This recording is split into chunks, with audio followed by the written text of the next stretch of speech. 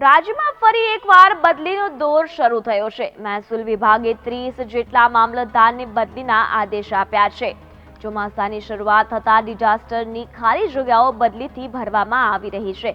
તો બીજી તરફ પૂર્વ આઈએએસ અધિકારી રાજીવ ગુપ્તાને ગુજરાત ઇન્સ્ટિટ્યૂટ ઓફ ડિઝાસ્ટર મેનેજમેન્ટના ડાયરેક્ટર જનરલ તરીકે 2 વર્ષનું એક્સટેન્શન અપાયું છે। ગુજરાત ઇન્સ્ટિટ્યૂટ ઓફ ડિઝાસ્ટર મેનેજમેન્ટના ડાયરેક્ટર જનરલ તરીકે રાજીવ ગુપ્તા 2026 સુધી કાર્યરત રહેશે।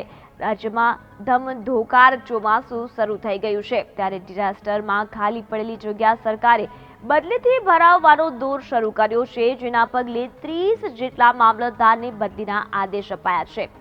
તો રાજ્યના કેટલાક જિલ્લાના મામલતદારોની બદલી કરવા સાથે કેટલીક મહત્વની કચેરીઓમાં ફરજ બજાવતા મામલતદાર કક્ષાના અધિકારીઓની બદલીઓ કરી છે, જેમાં ખેડા, દેવભૂમિ દ્વારકા, દાહોદ, મોરબી, રાજકોટ, વડોદરા સહિતના અનેક જિલ્લાના મામલતદારોની બદલી કરવામાં આવી છે। તમને જણાવી દઈએ કે અઠવાડિયા પહેલા મુખ્યમંત્રી ભૂપેન્દ્રભાઈ પટેલની ખેડા મામલતદાર કચેરીની ઓચિંતી મુલાકાત કરી હતી।